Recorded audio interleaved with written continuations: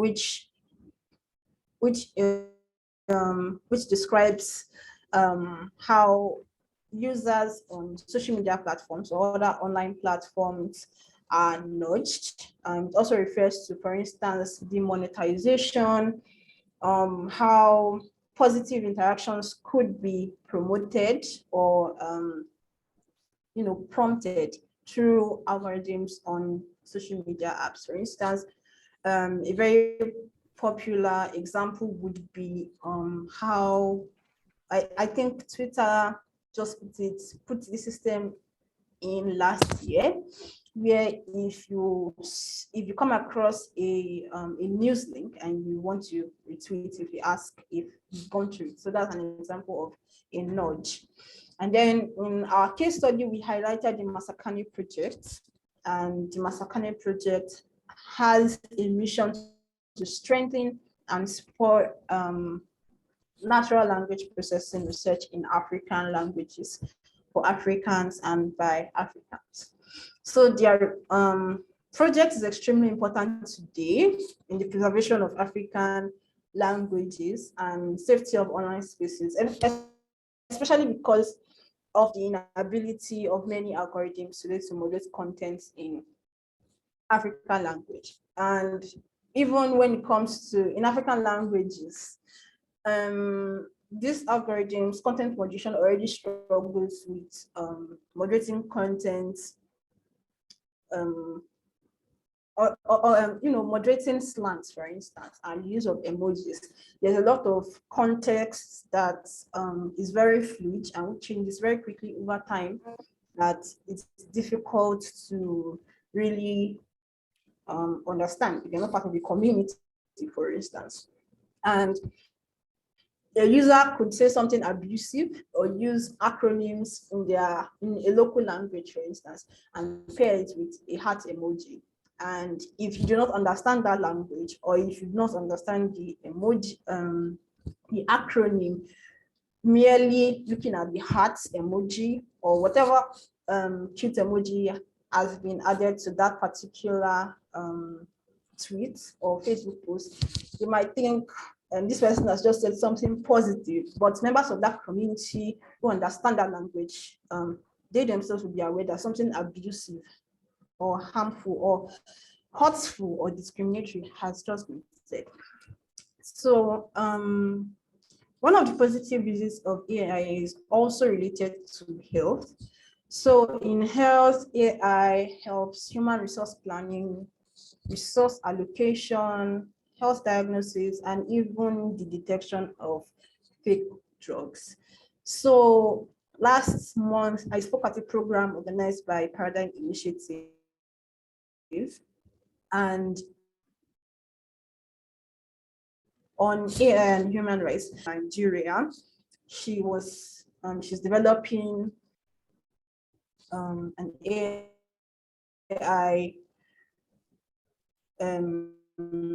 algorithm or program through which patients in need of kidney transplants could be better diagnosed. So essentially we have there's a scarcity of, there are more patients in need of kidney transplants than there are kidney donors or available kidneys. So what she told me essentially was that she was developing a program through which, by measuring how frequently patients were urinating, doctors could be able to determine which particular patients were more likely to suffer a kidney, were in more dire need of a kidney transplant, and were able to prioritize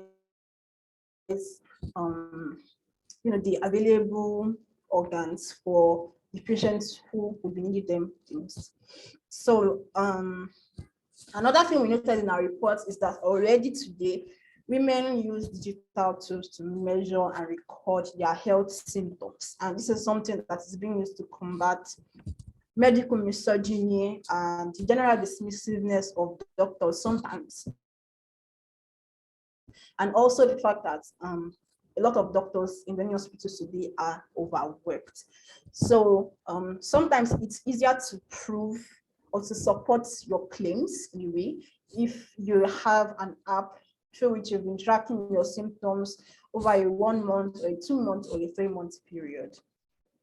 So with the aid of AI enabled accessories and devices, it is definitely possible that more data, patients are able to collect more data to support their claims and also help doctors in providing diagnosis. And I came across a video of a lady in Nigeria as well, who is developing a smart bra, which when worn by women for a couple of minutes every day, and it begins to palpitate the breasts, and then it notes down if there are any irregularities, if there are any new bumps, if there are any new growths in the breast tissue, and it records that. So and then another benefit definitely is in agriculture, where AI is transforming what I would definitely define as a gendered space in Africa, because as much as 80% of a household foodstuff consumed and sold, including rice and maize, which are staple foods in many places in Africa, is cultivated by women. So women are the primary cultivators of many crops in Africa: rice, tomatoes, potatoes, yam, maize, and so many of these crops. So one interesting research that I came across while working on this research was the impact of colonization on women's participation in agriculture and the subsequent exclusion of women from agriculture. So in Uganda, traditionally, women farmers grew cotton, but in 1923, the British administrator in charge of agriculture declared that cotton growing could not be left to women and old people. So as new technologies were being developed for the cultivation of cotton, these technologies were only taught to men, and ultimately women were driven out of that occupation. And it was a similar pattern all over Africa and Asia. Government grants and extensions which offered modern technology, credits, and assistance were mainly targeted at men who did not traditionally grow these crops. And I read that in Senegal, when a Taiwanese foreign aid team went there to improve rice cultivation, they trained only the men, and as a result, the men ignored the instructors. The women who grew the rice were not taught, and the new techniques never took hold. So using AI as some of these privileges, some of these positions of strength and influence that traditionally belong to them, and reclaim some of this as well. And this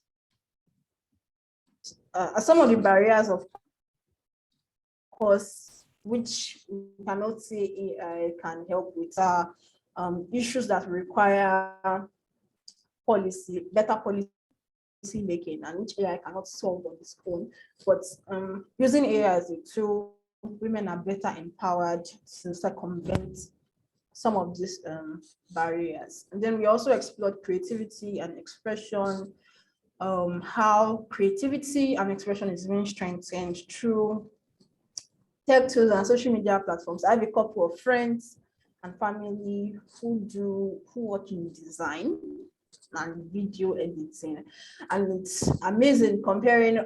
When some of my friends started, it was the primary tools that you needed to develop to work in this space were primarily the Adobe suite. You needed PowerPoint, photo editor, and so many, not PowerPoint, Photoshop, and other programs that were not easily accessible. And it's amazing now what people are doing with Canva and even TikTok.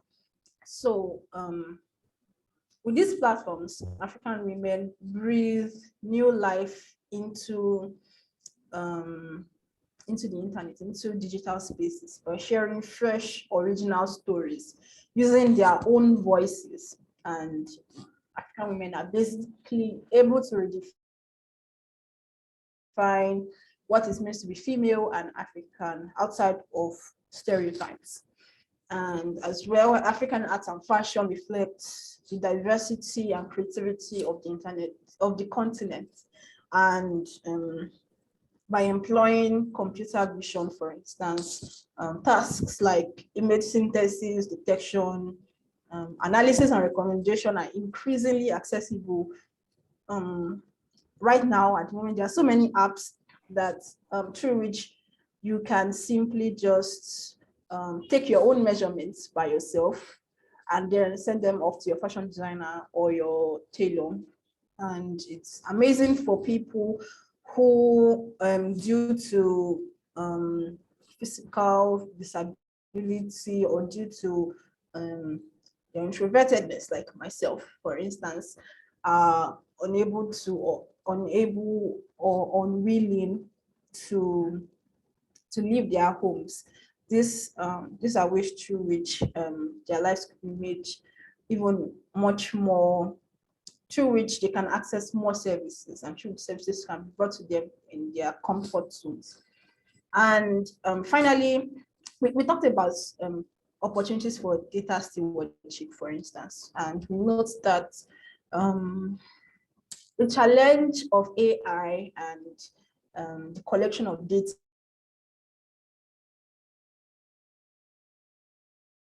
and datafication today is forcing us to look and strengthen our use and ownership of data. So, and I was particularly troubled about the issue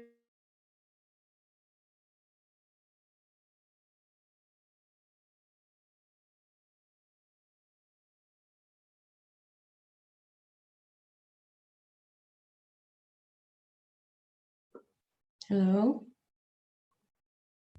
Okay. I think Favor's screen has frozen just when she was about to say. Okay. Because last year I read about loan services through in many parts of Africa. I'm sorry, can you guys see? I think you should turn off your camera so that we can hear you. You're frozen, your video is frozen.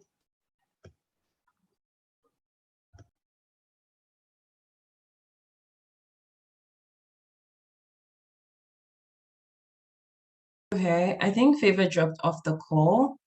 But I did put something in the chat that if anybody has any comments or questions, they can leave it on the chat and we will get to it during the question and answer section. Favor has rejoined us. So yeah, Favor, you can continue. Yeah, thank you.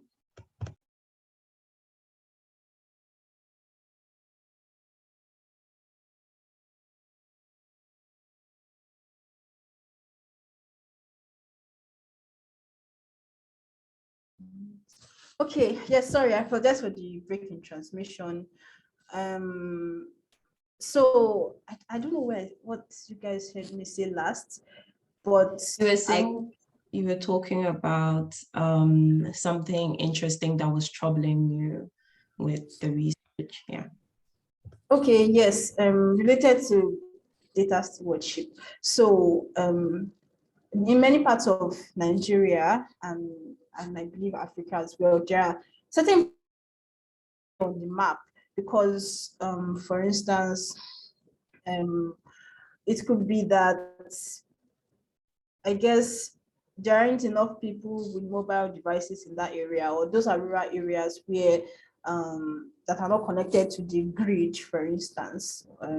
So this company, I guess they often get people who want to take loans from those areas, from those regions.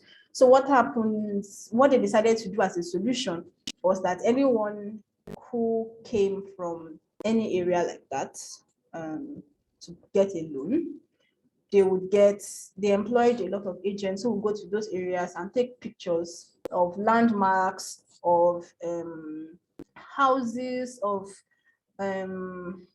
you know, things that you could use to identify those regions, those communities, better identify them.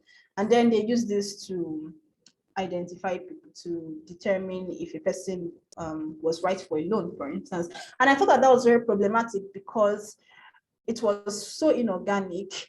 If a place is of, if many people live in an area, if they're if it is an urban area, for instance, there are so many, it's definitely going to be on the map because of the fact that many people live here, many people are connected to the internet here, many people, governments and companies come to build and to invest here. So going out of your way inorganically into a rural community and making it easy for companies to extract data about from those places, even though the necessary work regarding investment and the provision of services hasn't been done, was in a way exploitative to me, and it was very troubling. The way, like you said, Madia, the abstraction of people into data points and figures for analysis, far removed analysis, was something that I thought was very concerning. And alternative data stewardship methods through which communities are able to determine which what information about them is taken or collected would mean then that these communities are able to resist some of these activities or negotiate on their own terms.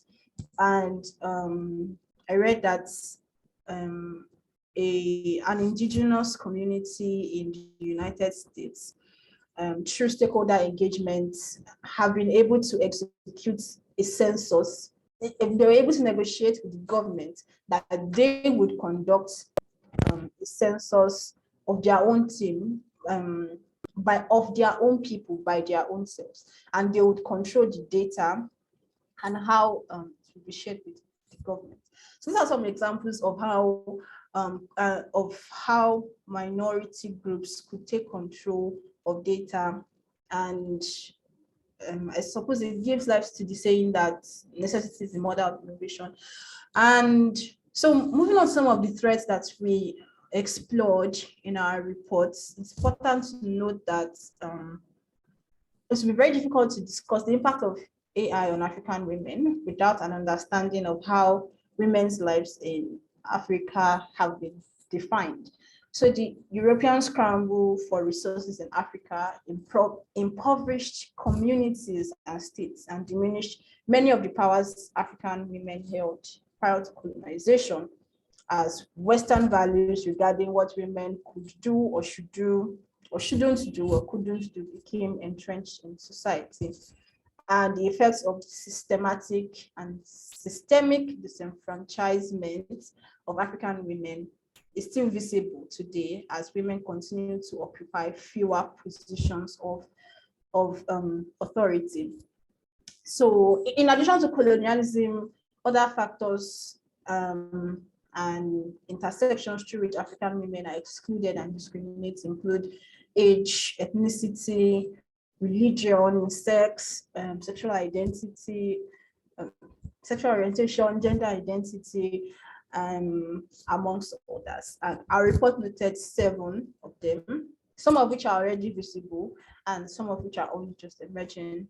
And for the sake of time, I will not take us through all 7 of them, but I implore each and every one of us to go through that report. So I'm talking very briefly about freedom of expression, surveillance and colorism, and migration and movement. So, before we move on to our recommendations, so please, if you have any questions, please don't hesitate to drop them in the chat, and members of our team will surely take note of them for our question and answer session at the end. So when it comes to freedom of expression, we already spoke about the impacts of benefits of AI to creativity and how it could enable avenues through which freedom of speech could be strengthened. But there already is a gender gap in mobile ownership and in mobile internet use in sub-Saharan Africa, and the gender gap in mobile internet use and mobile ownership, which is 37% and 13% respectively, is the second highest in the world. And this is particularly concerning because in Africa, mobile devices are the primary ways through which we access the internet. But women were less likely than men to access the internet through any device at all. And so when we think about all this, we then begin to think about the fact that women are already less likely to be online on the internet. So what about content moderation, which we already spoke about earlier? What does it mean when people who are less likely to be online find that the content which they are able to put online is poorly moderated due to the inability of some of these systems to understand context? There have been several instances through which video evidence of crimes, injustices, violence meted out by the government or in certain communities has been incorrectly flagged as inappropriate on social media and removed. And there is definitely a risk here of silencing freedom of speech and impacting freedom of expression. I'm sort of familiar with the work being done by Witness, which is an organization that explores how video can be used, can empower people to speak the truth, and how it can be used as evidence in social movements. So the inability of AI content moderation systems to identify what is appropriate, what should be removed, is definitely problematic, because it could mean that people who are already stripped of their voices are then further told to not say anything, not allowed to say what the little they can say. And then when we also look at shadow banning, for instance, which describes how user content is restricted in such a way that the creator is unaware, and the impact on certain content that social media platforms consider undesirable. It's definitely also a problem, because then because you have to think about the opacity regarding how social media platforms are run. Sometimes when your content is removed or when it is shadow banned, you don't get an adequate explanation as to why. And then the description or the tagging of certain content as desirable or undesirable is also weird and worth exploring. So how do they determine what is desirable? And I actually find shadow banning to be rather insidious, because it's like, okay, we want you on our platform, we don't want you off, but we just don't want you to know that nobody can see what you are doing or what you are talking about, totally without your awareness of it. So specific hashtags that have been banned or flagged not suitable for work include hashtag lesbian, for instance. And because, of course, these algorithms operate in a black box, it's difficult to identify why decisions have been taken. And because you don't know that for one, because you don't know that you have been shadow banned, you can't appeal. And when you do find out that you have been shadow banned, you don't really know why. But platforms continue to profit from the presence of users on their platforms while rendering them undiscoverable and invisible to other people. And then when it comes to surveillance and colorism, find that the ramifications of AI for facial recognition is troubling when it comes to Black women of African descent. And Joy Bolamwini, who has done extensive research in this area, said that in a research which they conducted as they tested women with darker and darker tones, the chances of being correctly gendered came up to a coin toss. So it was essentially 50-50. It was impossible to actually determine, it became something that was so random, whether a person of African descent was a man or a woman. And with the growing popularity of emotion policing software by many countries around the world, for instance, India, which has said that they will deploy emotion recognition technology to find out why women are not smiling, or if a woman is in distress, find out that there seems to be some sort of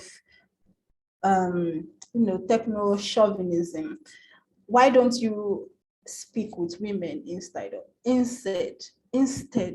and address exactly what is troubling them, rather than deploying technologies to police the smiles on their faces? And the discrimination that darker skinned women face could essentially be described as colorist, digitally enabled colorism.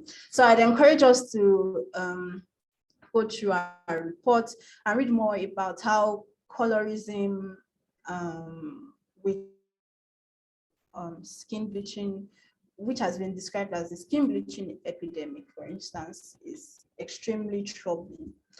And if darker women already face discrimination when it comes to employment and getting opportunities, if AI systems are unable to even recognize them again, then that is even, I suppose, something that we really should pay close attention to.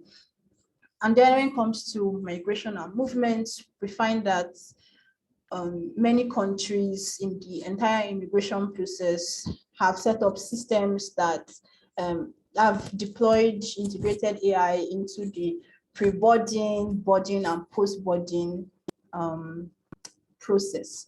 So in Uganda last year, while we had a seminar, a discussion on AI and human rights, there was someone who spoke, and he said that when you go to some of the embassies of so many of these countries in Africa, you don't see anybody there, that it's computers that are deciding whether you get to travel to those countries. And I wondered about that statement, because it seemed inconceivable to me that how could computers be responsible for issuing visas, for instance. It turns out that for instance, in the UK, which had deployed a streaming system, a streaming tool that assessed immigrants from African countries as low risk, medium risk, or high risk. That algorithm was responsible for determining desirable immigrants and non-desirable immigrants. And there's a similar process as well in Canada today. There's a certain professor who is speaking about how African students are being restricted visas, and certain African countries described as the dirty 30 are being restricted, finding out that they are being denied visas, even after they've been admitted by universities in Canada. And then also discrimination by cameras at the airports. well, the fact that these systems cannot properly identify Black women means that you could get flagged because there is an image of a certain someone somewhere, and the system is not capable of distinguishing between you and that person. And while it seems like such a small inconvenience, there are so many of these microaggressions that build up that eventually mean that African women find travel to be an inconvenience rather than something that should be enjoyed. The ability to migrate, freedom to move around is a human right. It's something that is part of our human nature, to move around, to go from country to country, to see the world. If we are unable to do this due to patriarchal policies, such as the Nigerian policy that required married women to get letters of permission from their husbands before traveling, and as we move into the digital age, visa systems that restrict women from African women from traveling because they look like somebody who has been flagged by a system somewhere, then it could mean that our right to freedom of movement and freedom of migration is being hampered. And essentially what the system is saying is that we don't want you here, stay where you are. So I implore us to also check out our reports for so many other threats and benefits which we explored. And right now, yes.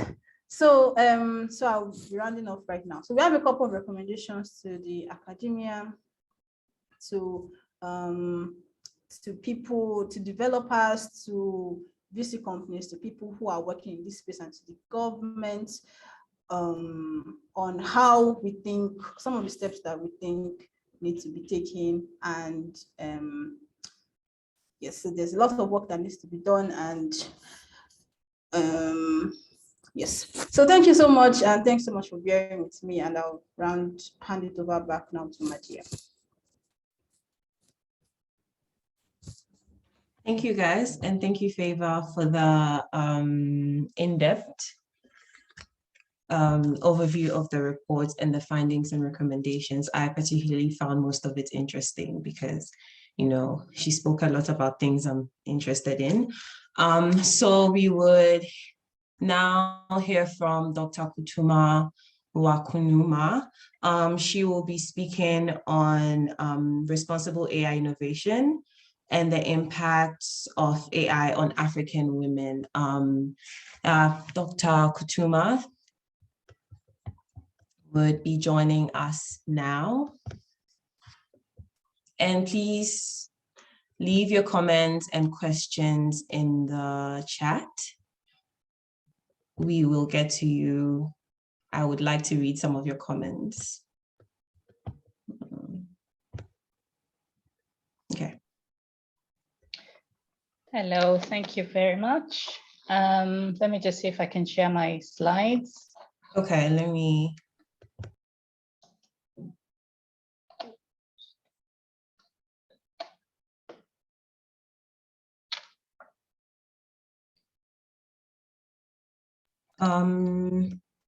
Let me give you access to that if you don't.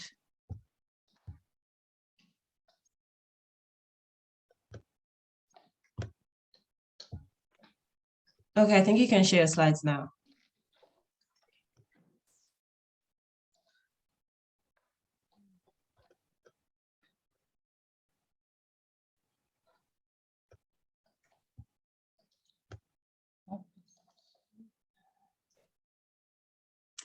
Can you see anything?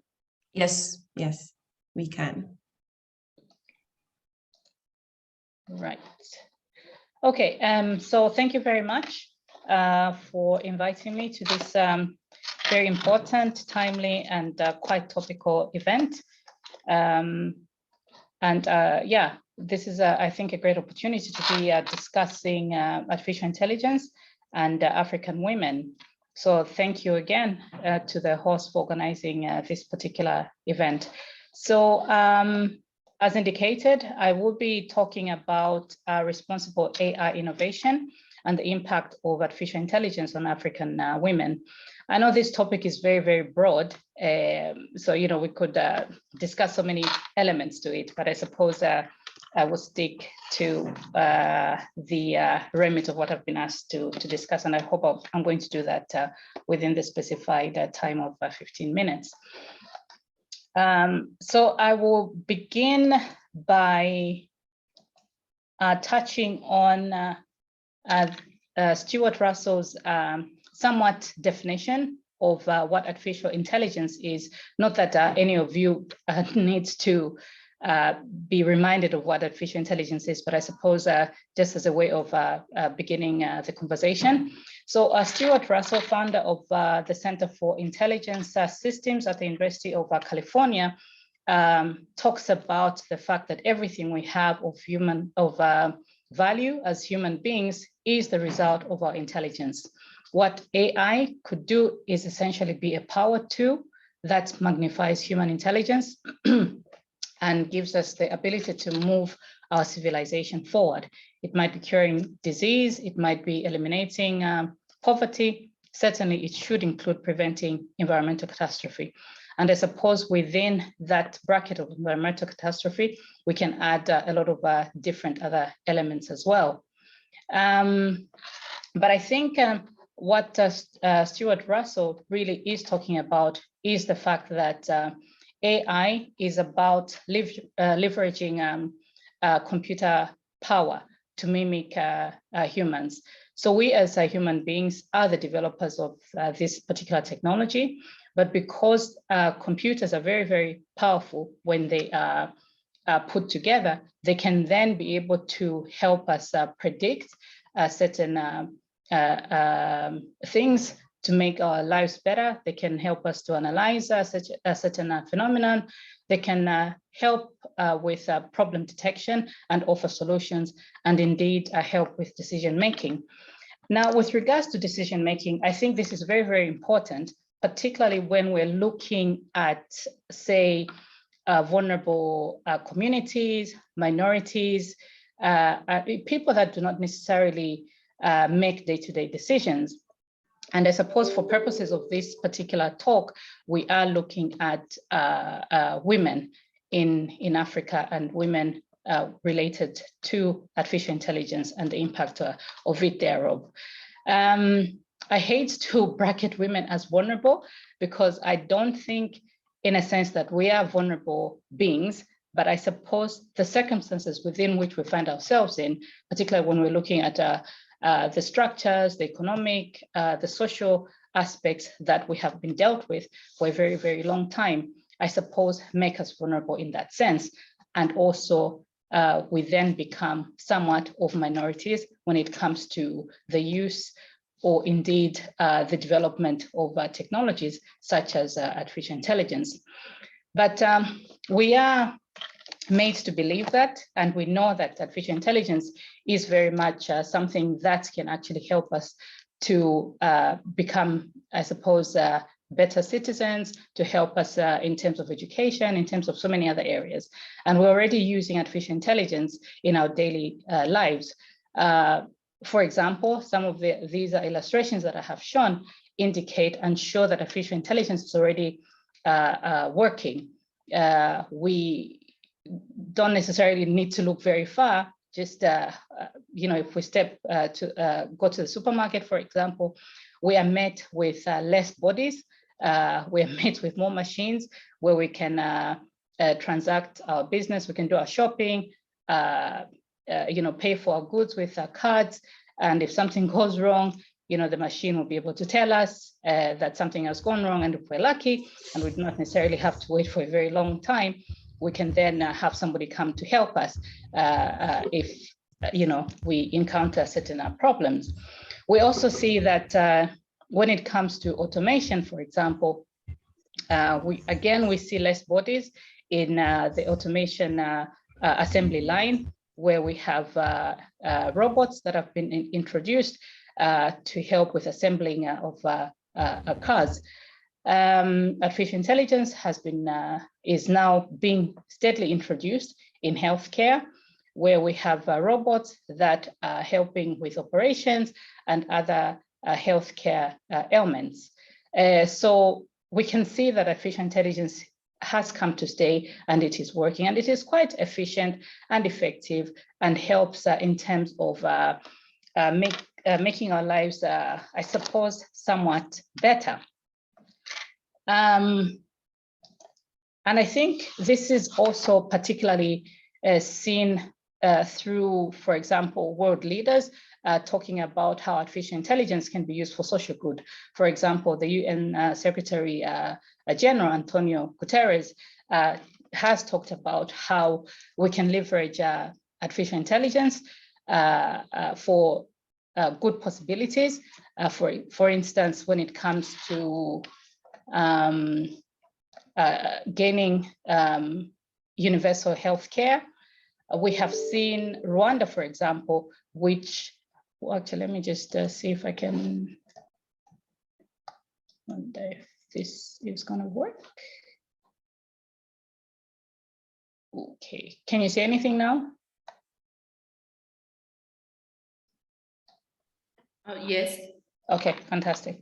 Yeah, so we see that in Rwanda, for example, during the height of the COVID pandemic, we had the Rwandese government introduced robots to help with reducing the COVID transmissions between healthcare practitioners and the patients.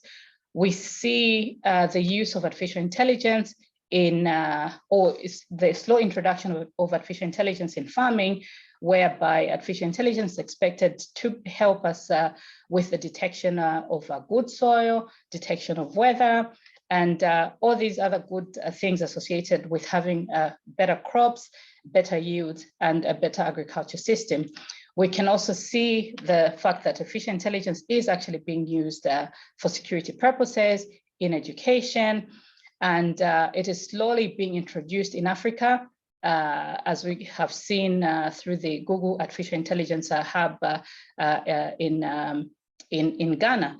So all these things point to the fact that artificial intelligence can be used for social good, and that we ought to be using it as we progress.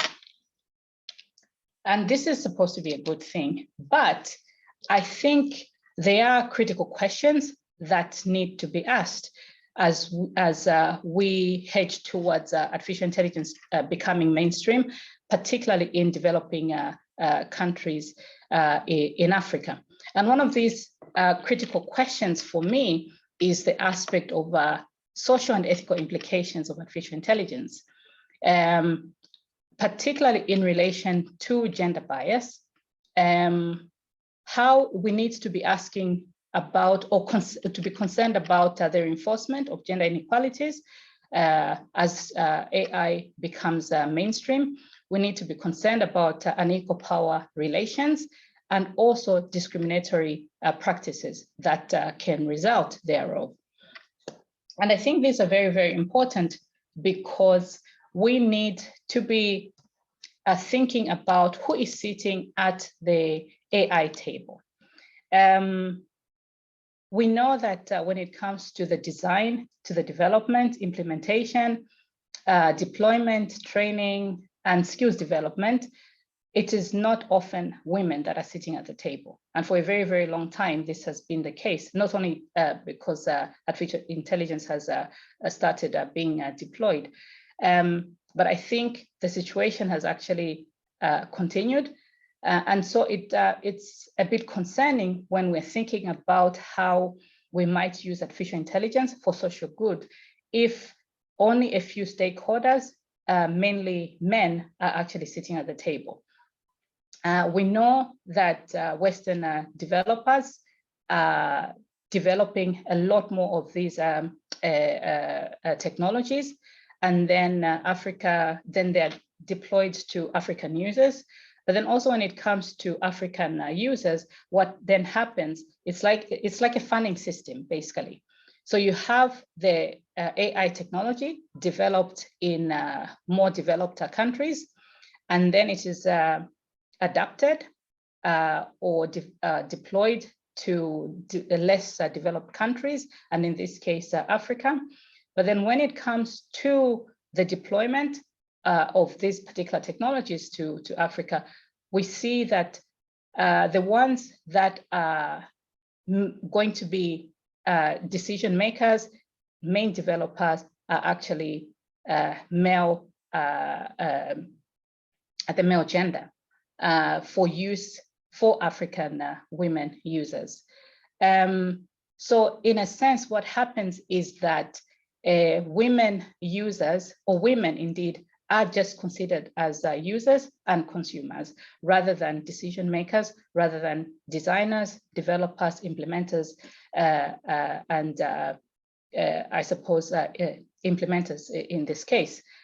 And I think this is concerning because technology is not neutral, even though it is presented as if it is neutral.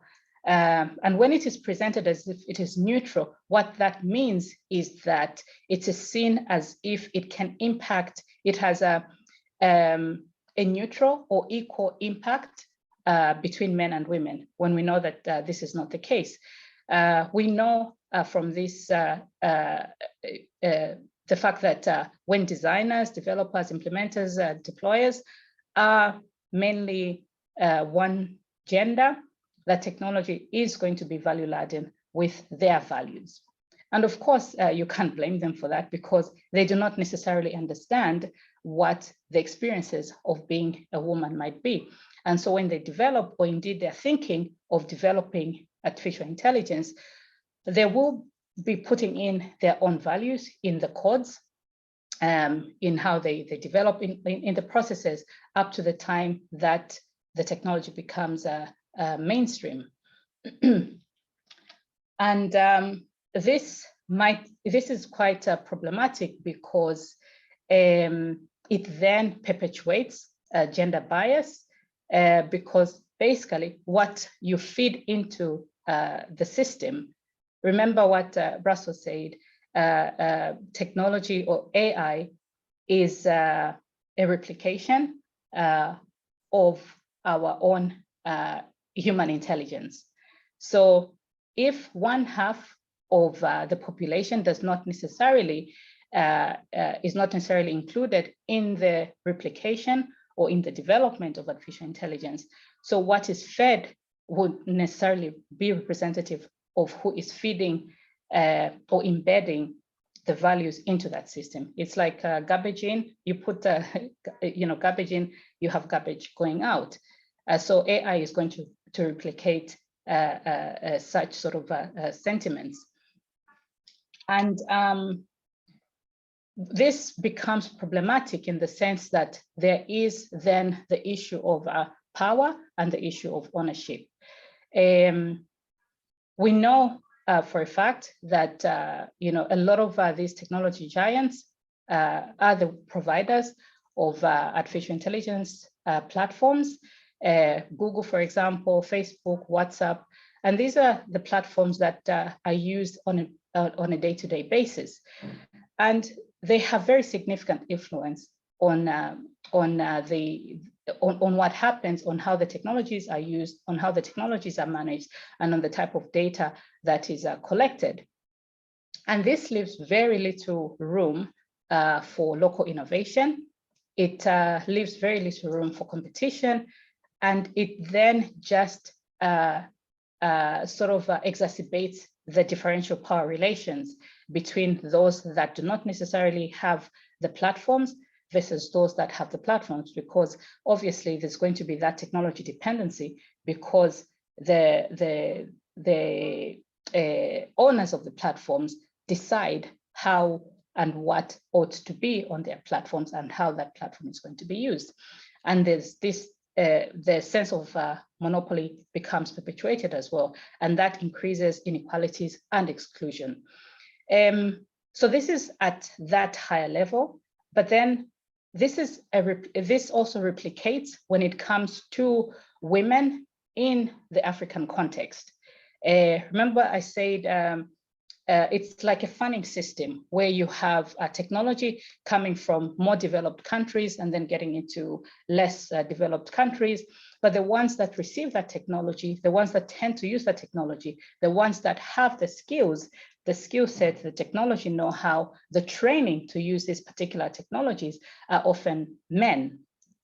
So we then see that influence is then perpetuated in different ways. When it comes to African women versus African men, you then have that dependency of women on men in terms of the knowledge that they may have or may not necessarily have, because they do not necessarily understand, or they're not included in the process of the design, in the process of understanding how to use that technology, because they're not sitting at the table, they're not decision makers, they do not necessarily have a say in what can be able to be used, or how that data that they actually keep giving to these technology platforms can be used or managed, or who has access to it for that matter. So in a sense, we are then left to question whether is this just about digital colonialism when we're looking at the power and ownership of technology platform providers versus those that are actually using them, or is it also time to start thinking about whether this is also about women colonialism when it comes to the use or indeed non-use or adaptation of artificial intelligence or other technologies for that matter. We see that the impact is going to be great, particularly for women when it comes to jobs. There is a lot of automation, and the first people that begin to lose jobs when artificial intelligence is introduced is usually women. This is because women do not necessarily have the technical skills to carry on in this realm of technology, right? Women normally they're just perhaps doing routine kind of jobs. So as soon as these technologies, AI technologies, are introduced, they are then automatically made to lose their jobs. Favor talked about the aspect of content moderation, for instance. We do not necessarily have a lot of say in terms of how the content might be moderated, because we do not necessarily understand the mechanisms of what happens, or indeed who is managing that data, or indeed who has access to that data that we so happily actually provide on these particular platforms. So yes, we are providing this content, these new ideas, but then we are not necessarily getting a better understanding of how we can actually, we as women can actually manage, or we can actually make use of the data or the information that we're offering in order to make even better lives for ourselves. So that in itself might be a negative impact. I think Favor already touched on Joy's work on encoded bias. There's a lot of work around how algorithms can actually reinforce racism. So Noble, for example, talks about how Black women are seen in a negative light compared to Black women, particularly when you're Googling Black women versus white women. And I think she did that experiment. We see Cathy O'Neill's work on weapons of math destruction, obviously talking about the coding element. And these coding or coders actually unwittingly, I suppose, unconsciously reinforce the inequality that result as they're coding these particular algorithms. And so whatever is input in these algorithms ensures that there is that increased inequality. And so too has Eubanks when discussing about automating inequality in their book. So that inequality, not only at racism level in a general kind of way, but I think it also has a great impact on women, because we know that women are usually bottom of the pile when it comes to these particular issues. So it's very, very important that we start thinking about or having a discussion around how AI should be able to represent women in a better light.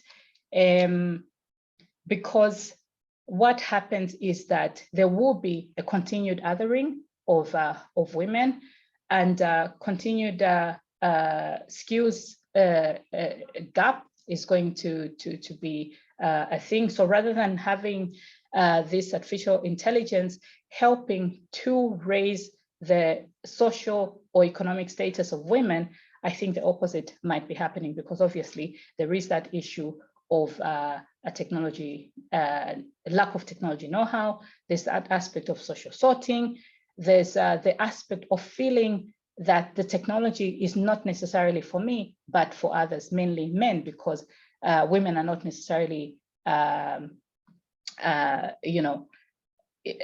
part and parcel of the process of development right up to the implementation stage of artificial intelligence.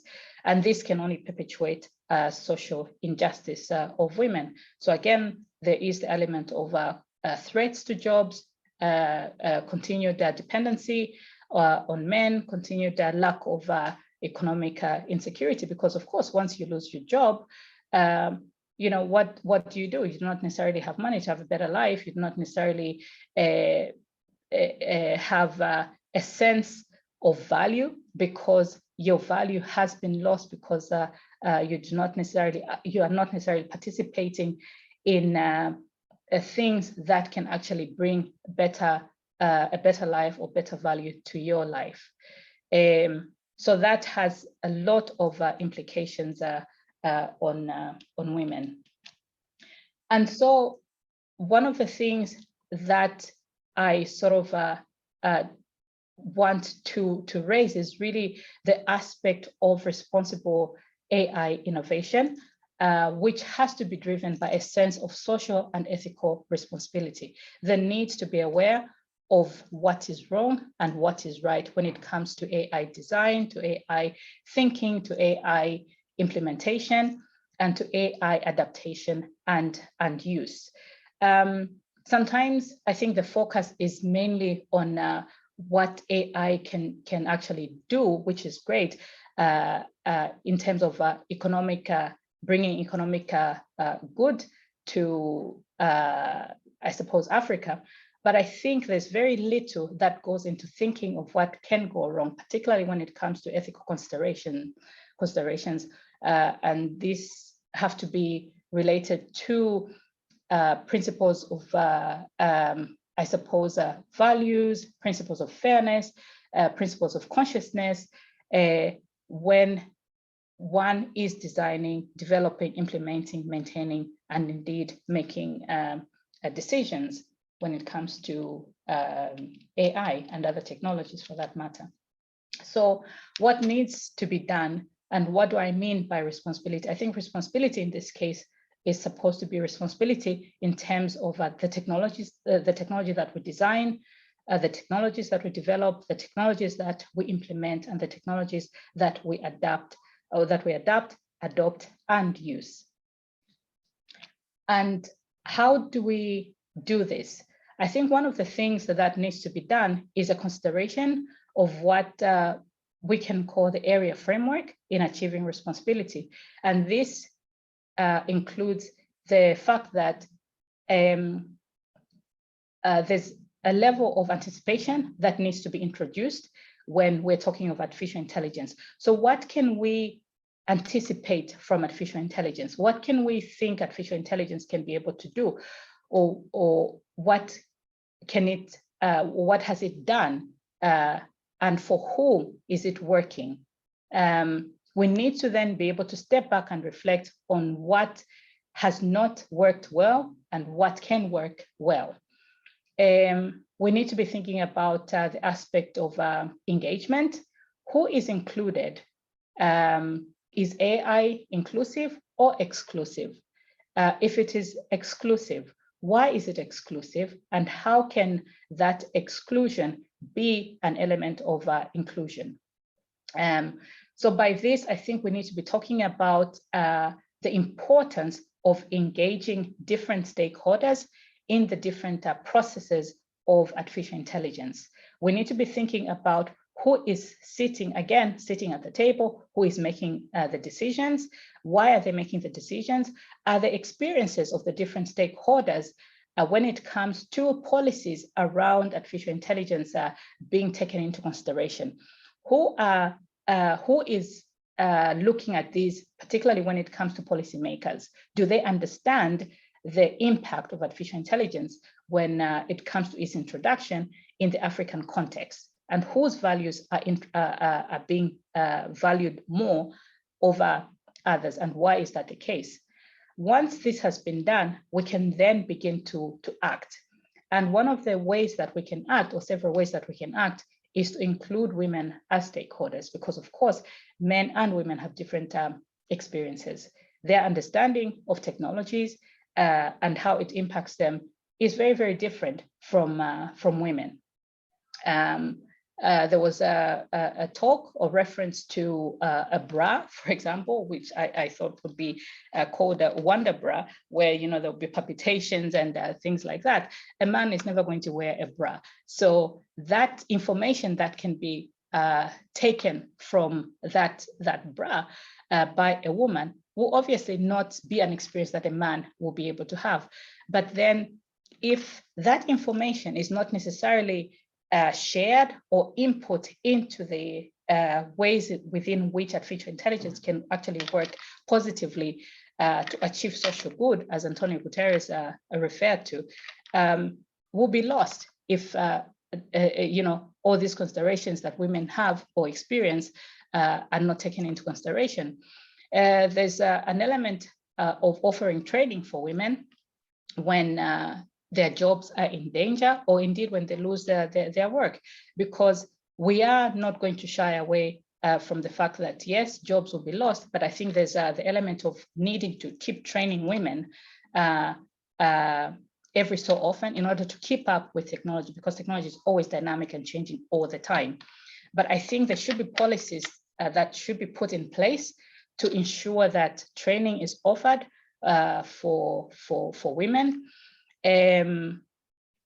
There's need to create awareness opportunities and not just to have platforms, for example, that only happy to take on ideas or to and not necessarily make aware of how those make the contributors of those ideas aware how their ideas are being used, how they're being, I suppose, used to either perpetuate inequalities or, reduce the inequalities.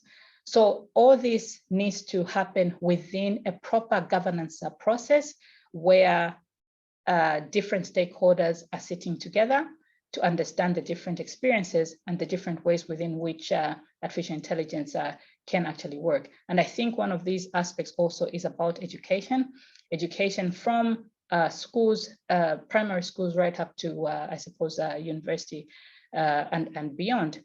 And then also, I think the other important element is not to just look at women as mere consumers, but to also look at them as women that are capable of being thinkers in terms of how they can, they want artificial intelligence to work for them, or how they want artificial intelligence to look like, how they want artificial intelligence to be implemented, how they want it to work for them in terms of business ideals. I know there are lots of businesses that are happening, especially in Africa, for example. Artificial intelligence is being deployed in terms of ordering cars, in terms of shopping, in terms of delivering of groceries, there's a lot of online shopping that is being introduced, and that is going on. But I think very little of that is actually reflected towards women. So we need these particular aspects to actually start changing to be inclusive and engaging. And the other aspect would be to have women in leadership positions when it comes to the implementation and innovation of artificial intelligence. So this is what I wanted to share with everybody, and I hope I've done that within a specified time frame. So thank you very much. Thank you, Dr. Kutuma. This was a very insightful presentation. Thank you very much. Next, I am going to invite Maha Jouini. She would be speaking on the experiences and challenges of AI use in North Africa. Thank you, Maha, for joining us today. Yeah, thank you. Thank you for you too, for your kind invitation. I'm really happy and pleased to see you. Thank you for favor. Thank you, Dr. Kutuma. Thank you to all of you. Actually, I would love to highlight how I am impressed and happy when I read the reports of Encoded Biases Future Artificial Intelligence. And for only one reason, because it's the only time when I see reports about African women in the whole continent, including the North African ladies. And I felt really happy because wherever I travel in Africa, in my continent, people, they still label us under the MENA region. And they call me the Arab, while please, I'm not an Arab, I'm a North African. And I think AI, artificial intelligence, it's our leverage to really realize the Africa we want and to rewrite our identity. Because putting the North under the label of MENA, and that label, it has divided our continent. So in a way, like we are not belonging anymore to the continent. However, Tunisia, my country where I do come from, have been always called Ifriqiya, the smaller Africa. So we used to hold the name of Africa. Now, that's the reason why which made me really excited about the report. It's a real Pan-African report. And you covered the whole aspects, challenges, and explaining the situations of women working in AI. I'm Maha. I'm the founder of African Center for Artificial Intelligence and Digital Technology. I'm based in Nouakchott, Mauritania. And what we are working basically is to decolonize the artificial intelligence, because our countries used to be an old French colonies where all the internet assets, the ICT system, the communications company, and so on are still till now belongs to French government, French companies.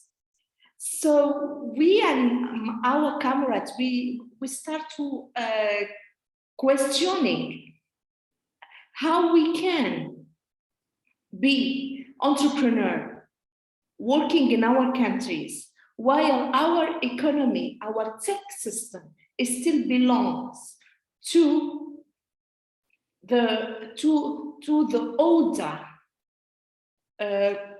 colonizers.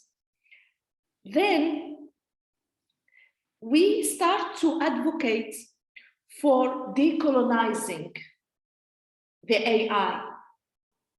We start to advocate to get access to technology. And in our advocacy process, we faced a very major problem that youth and women who supposed to engage and work in the field of new technology and artificial intelligence, they find it inaccessible because the whole of institutions, centers, initiative, in the field of artificial intelligence and new technology are mainly teaching these subjects in French language.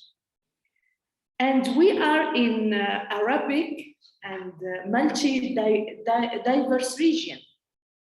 We end up by realizing that if young and women,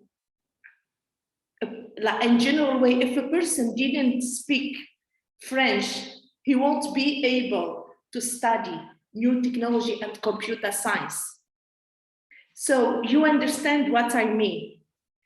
Like in our process to push for digital transformation and promote new technology and call on people to think and to be part of the tech movement, we are realizing that people, they can't understand because all of the institutions are designed and delivering courses in French.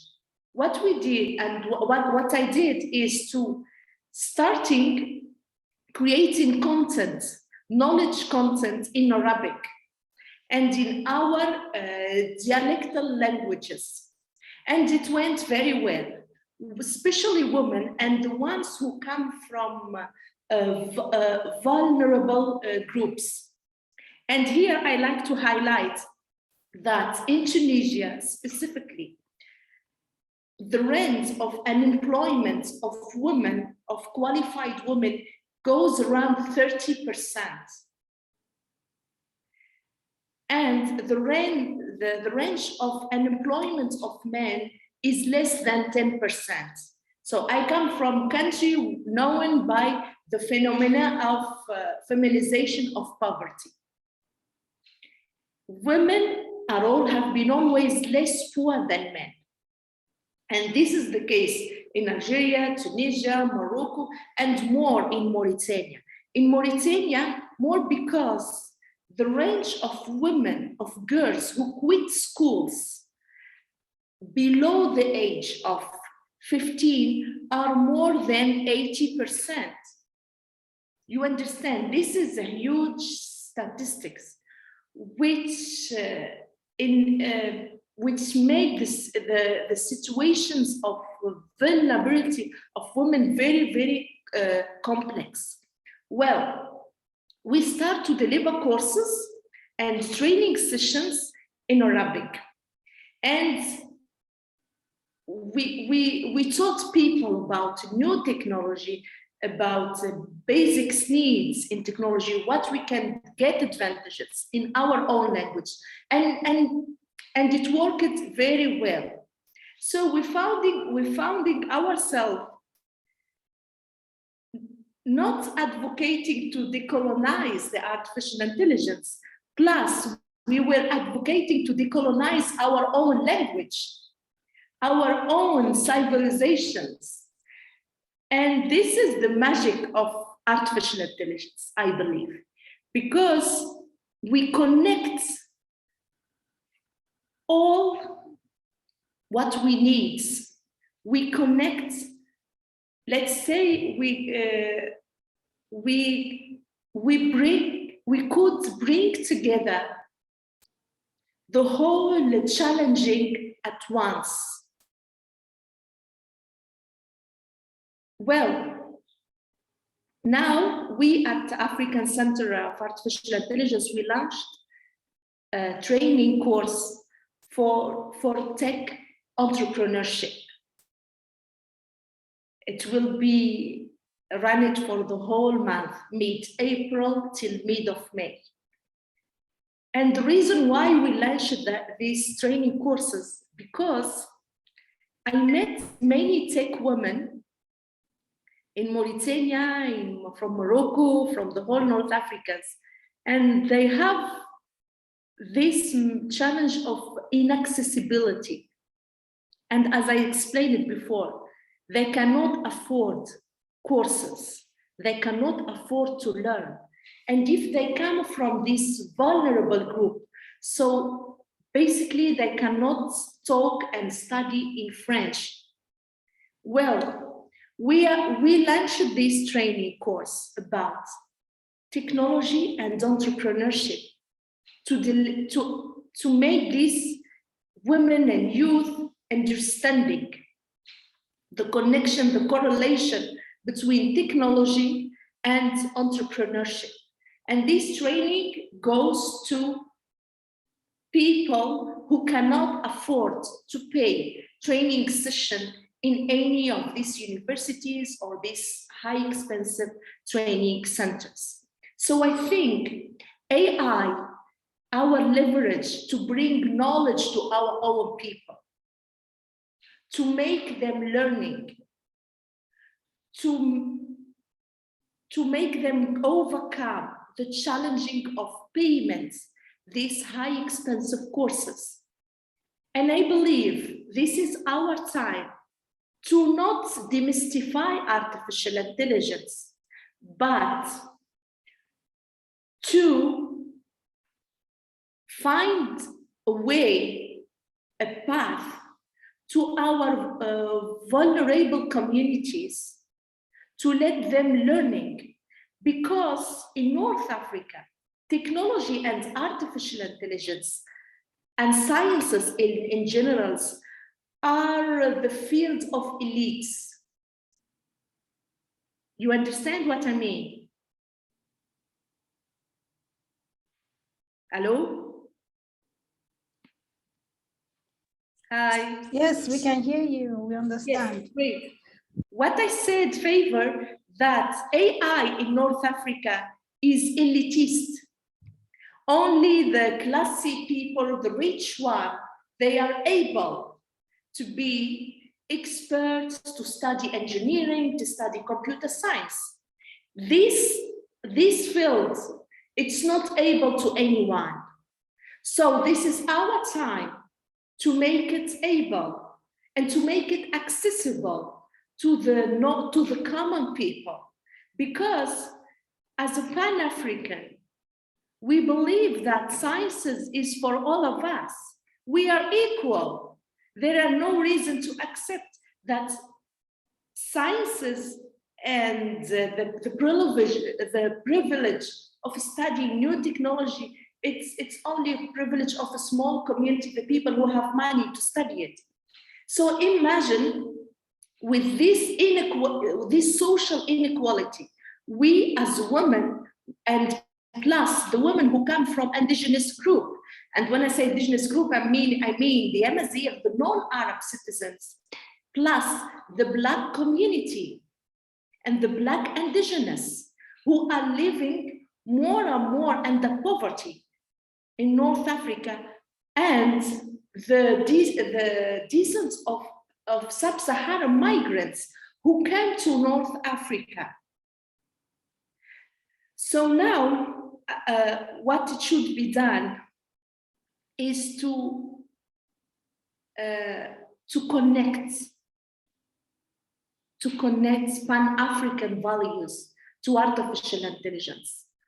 Because I can't advocate for promoting AI while I'm still living under social inequality, under colonization, and under gender-based violence.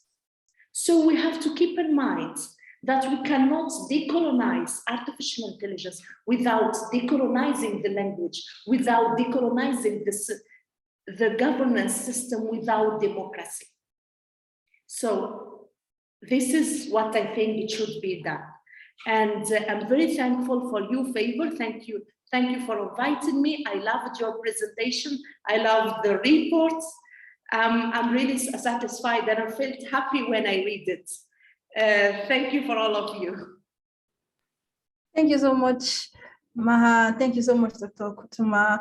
I learned quite a lot from your presentations. There's such a need for us to include people from North Africa when we are conducting research of this sort in Africa, especially there's so much context that we in sub-Saharan Africa are unaware of. As you were speaking, you said quite a lot about indigenous groups who are minoritized and who are vulnerable in that region, and also people from sub-Saharan Africa who are moving there, and also women themselves who are victims of gender-based violence, and there are a lot of issues regarding, for instance, the language, for instance, and how that poses itself a barrier to the decolonization of AI and the promotion of access for everybody. And a lot of what she said actually resonated with us, because in our launch last year, our speaker, Bellona, spoke also as well regarding the challenges of African women in AI in Francophone Africa. And it's interesting to see how the challenges, even though they are in such different regions, are almost exactly the same. So thank you so much for that presentation. And right now we're moving to the question and answer section. So if anyone has any question, you could drop it in the chat box, or you could just raise up your hand and we will pull you up.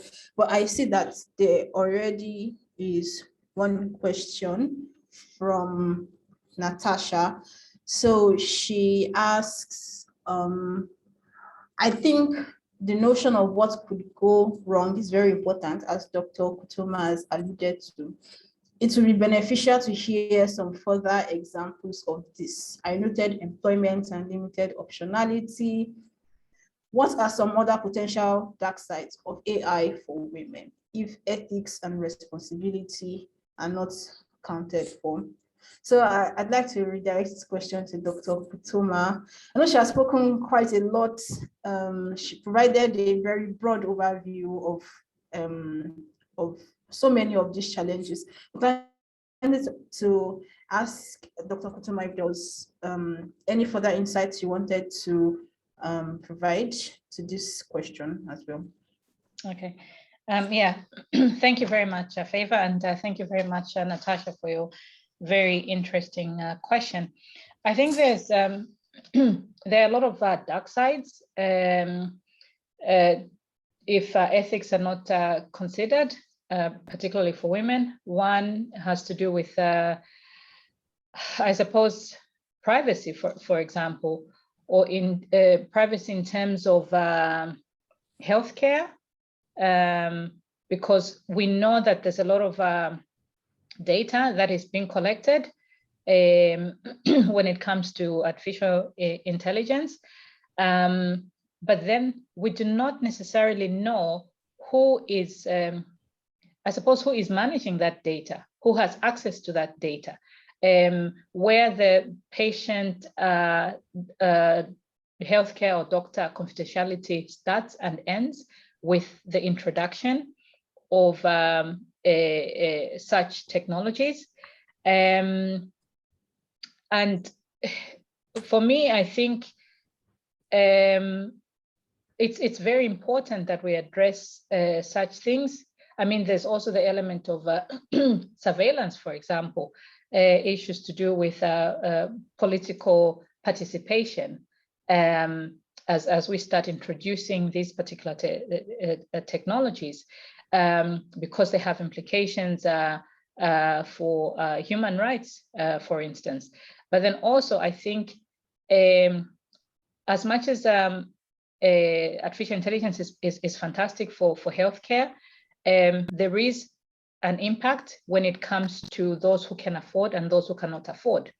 And we know that women are normally the caregivers and the nurturers in the communities.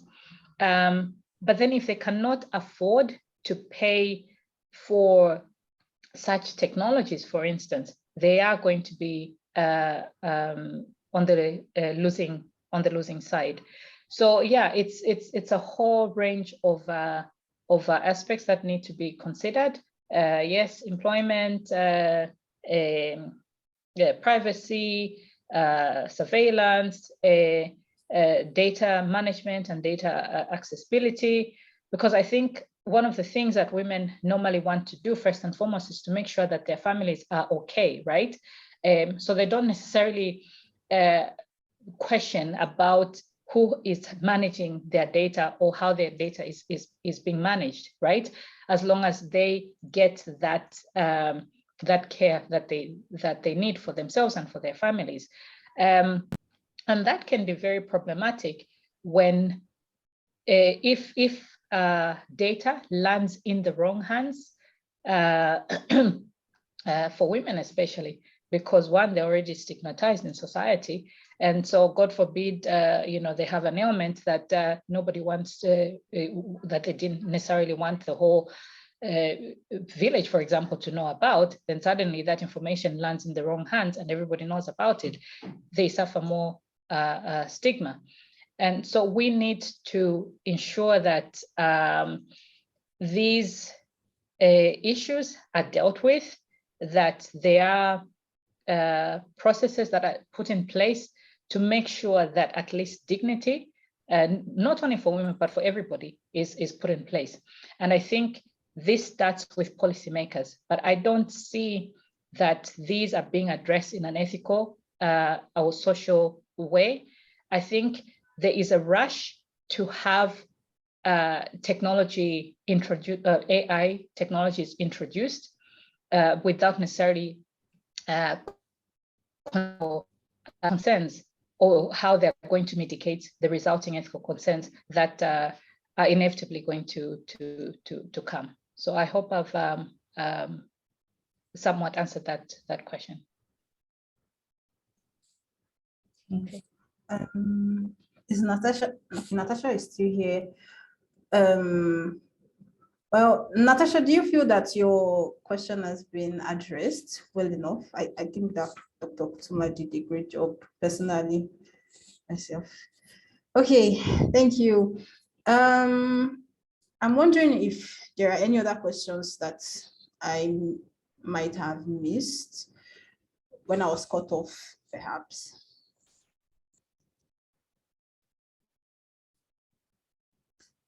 Okay. I have a question, if I may. Okay. Yes, please go ahead. Thank you. My name is Tala Dolat Shahi, and I'm based in New York. And I wanted to thank the very inspiring women that spoke about these biases. I am Middle Eastern Muslim, born in Iran, but raised in America, and see a great deal of effort being applied to reduce the contributions of women of color in the AI data science. So I think if we can look to the workforce, the global labor workforce, and begin bringing youth into the trade and train them in data science. We need more women of color working as data scientists because we have the cultural literacy. And I think the problem is you have 10 to 12 white American boys in Silicon Valley creating these technologies with zero understanding of our cultural context and cultural literacy. Thank you very much. Thank you so much, Tala. I hope I pronounced that rightly. Maha, did you want to add something to that? Yes, I'd love to thank Tara for her comments. We need women in colors in the field of AI and data science. And for me, as I studied artificial intelligence in China, and I faced a lot of, I don't want to say racist speech, but kind of underestimations for me and my fellow sub-Saharan and Black students in the field of AI, because a lot of Chinese, they think that studying in the Tianjin universities or Beijing, Chifan, Dashui, it's not for us. It's only for white European. So I understand, even my uncles, my families, they're happy because I'm leading in AI, but they don't have to forget that I'm facing underestimation comments. Even when I go to l'Institut Français de Coopération or all these communities, European and Chinese communities, I'm always having this kind of, okay, I don't want to cry, but remember, I'm not, I come from the indigenous community of North Africa. So I'm not that pure Arab. So like coming Africans, you are not an Arab, you are leftist activist and embracing artificial intelligence. So people, they will, in your meetings and everything, they will look for underestimating you. Like, for example, last week, one of the experts, he called me, Maha, you look métis. It's in French way to say, like, Maha, you are not pure Arab because my hair is black, curly hair. So all of this label, gender-based violence and these underestimating comments make the way not easy for me. Like, can you believe, like, I'm in meetings and people, they're making fun of me because I don't have the pure Arabic hair. Like, people, they are questioning your ethnicity for the sake of you are, because you are from North Africa and you are leading a project in artificial intelligence and digital technology. So it's amazing to have women from colors in this field. And also it's beautiful to be in touch and to encourage these ladies to continue. Yeah, sorry. Thank you so much, Maha. Thank you so much. It's really I don't know. I feel that a lot of what you've said really resonates with me, because whenever I speak with African women in this space who look like me, who are dark and who have full lips, for instance, I always feel like somebody like me is doing this thing, and it's important. What's the work you're doing is important, and there's so many people who are being inspired by what you do. And thank you so much for your contribution. So Kito, I see your hand up. Hi, Favor, and good afternoon, everyone else. My name is Kito Shilongo. I'm a researcher at Research ICT Africa. I really enjoyed reading your report and listening to everyone speak. And I have a question about the risk of adopting surveillance technologies. I mean, you mentioned in the report that it might be useful in combating illegal child trafficking and protecting vulnerable migrants, for instance. But I'm wondering if it's really worth taking the risk, considering the kind of harm and danger that these kind of surveillance technologies pose for women, and specifically African women. I say this because, I mean, when we think about, if we institutionalize or adapt or normalize, surveillance technologies or facial recognition technologies, and they become like what we know now as the police, which, I think it has, now society is realizing that, okay, like, the institution of, law enforcement as we know it does not benefit Black people, and also like Africans and poor people. They are over policed. I'm from Southern Africa, and poor communities are over policed, unfairly so. And so the institution itself, like, it offers protection for a very small, it gives a very false, I want to say, like a false sense of security, while at the same time harming those that everyone is talking about, that they are the marginalized one. It's like a known risk that everyone is just like living with now, which is affecting poor people and African people. So is it really worth the risk of adapting and normalizing facial recognition and surveillance technologies? And if it is, like, what mechanisms and should be in place to ensure that these technologies do not harm Africans and women?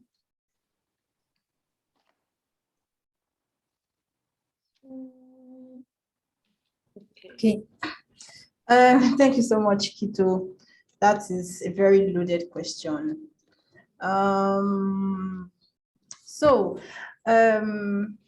think you're definitely right regarding your assessment.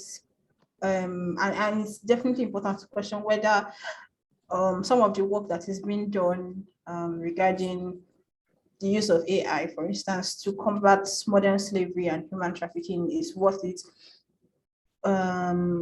As it relates to, especially when we think about how some of these technologies become entrenched in this system, and these systems then begin to be exploited in the system to discriminate and marginalize already minoritized groups in the society.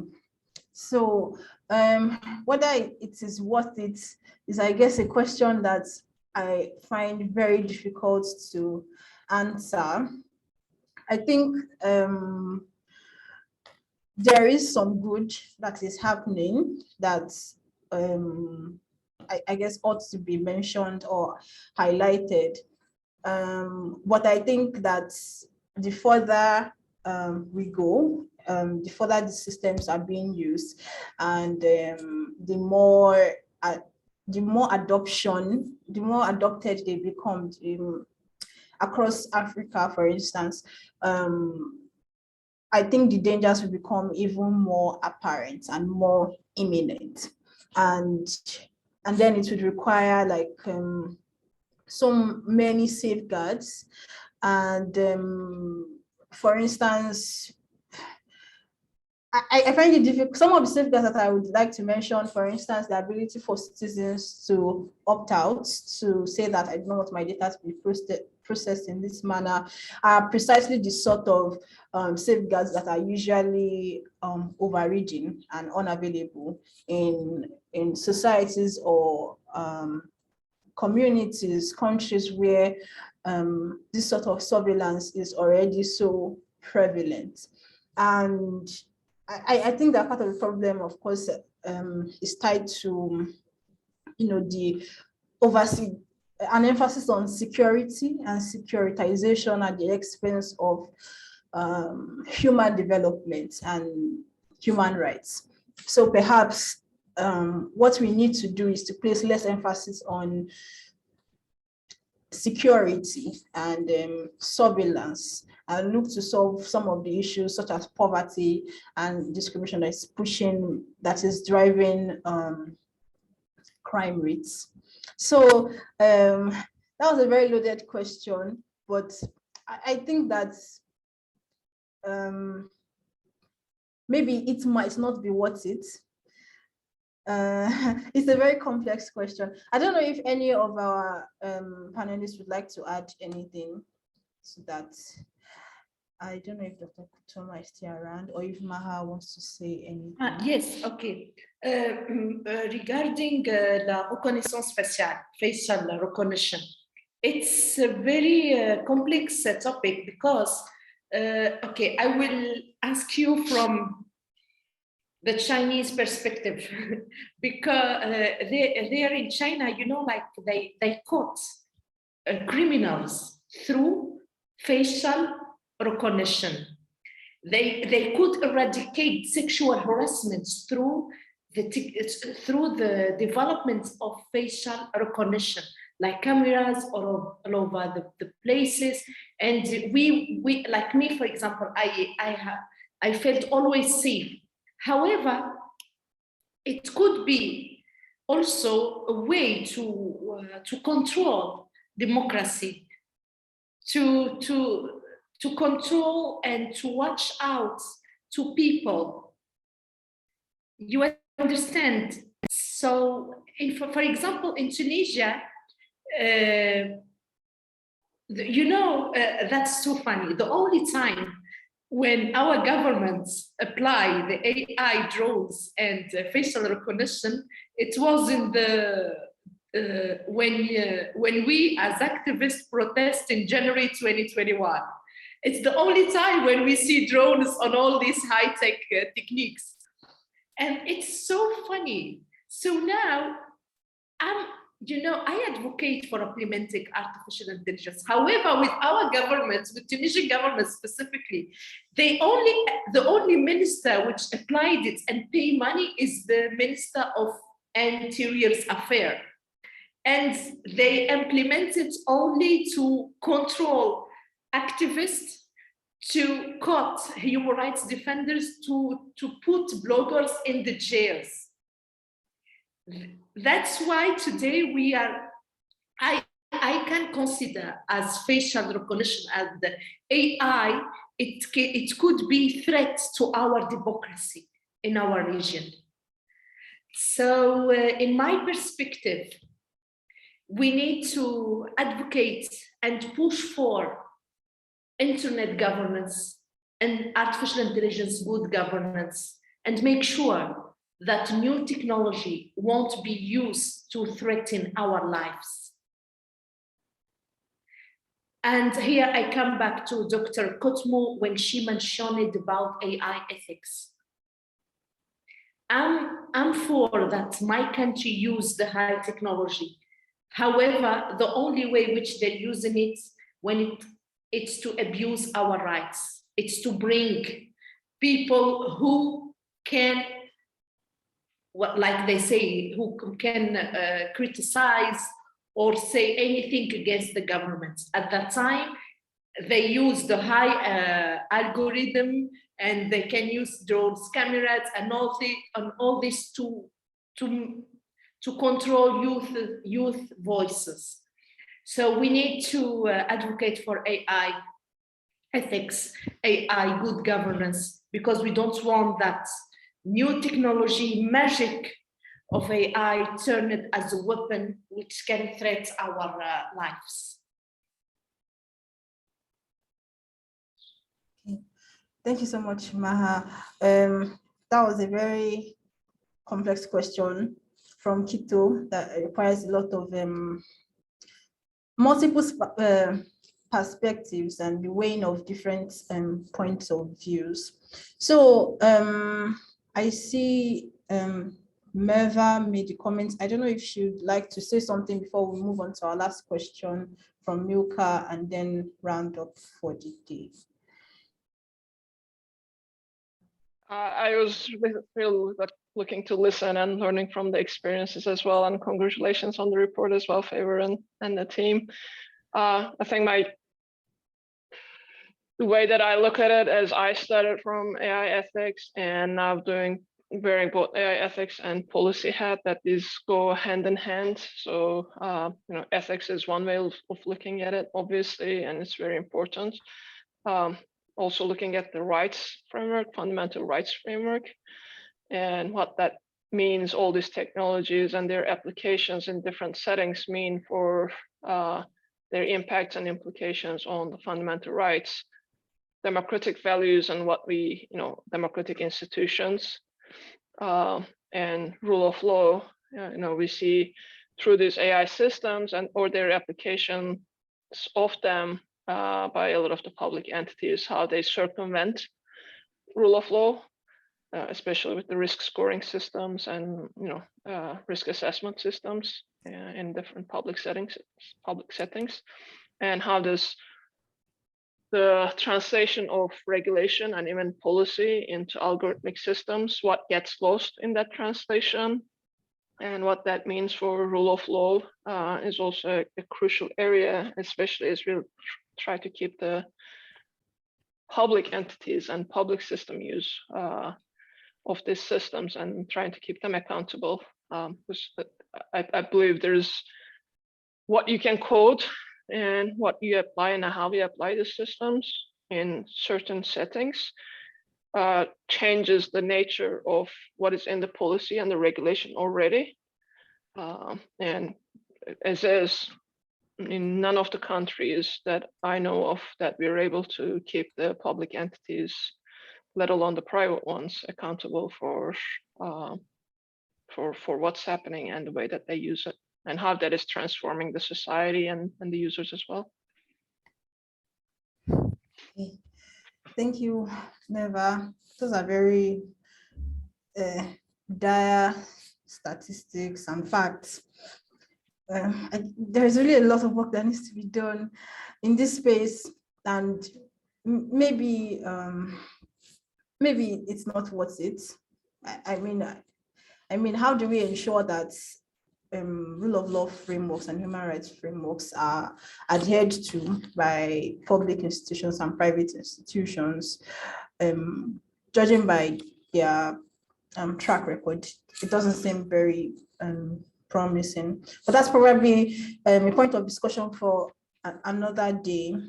So our final question from Milka.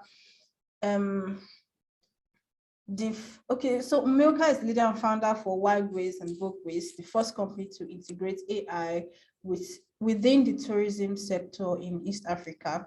And her question is about AI funding it's about funding an AI startup in Africa.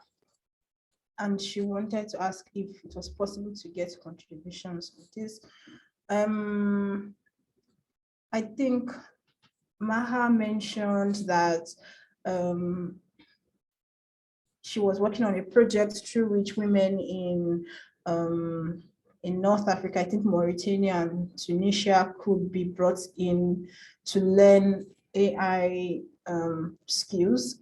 But I'm not sure if there's something from insights from that project that could be cross-pollinated into answering Milka's question. Okay, what we are doing now is, as I said, like it's a techpreneurship program. We are teaching youth and women in how the implementations of technology in the field of entrepreneurship. Because in general way, these traders, these ladies, they don't have that big knowledge in technology. They are entrepreneurs, but they have a lot of knowledge in technology. So we are delivering these courses for free to them and helping them how to take advantages of technology. I don't know if it is helpful for you, for her. I can share with her our training content, and we can invite her at any of our online conferences. That would be kind, like that. Yeah, I would be happy to receive her online. Inshallah, one day we can pay her ticket and you come in person. Okay, thank you, Maha. I could first link the both of you together after the session. I noticed that Rabeb was here earlier, but I think she's gone already. And so with that, we've come to the end of our session. Thank you all so much for attending and for sticking with us so long after our conversation was planned to run. And there were so many points of, so many insights that I've gained from this discussion. Our speakers and participants were amazing. You guys have so many important, stimulating questions. And thank you so much for attending, for sharing your time with us, and for taking time out of your day to attend. And we look forward to hearing from you in the future, and for continuing our work in this field and all that. So thank you all so much. Bye.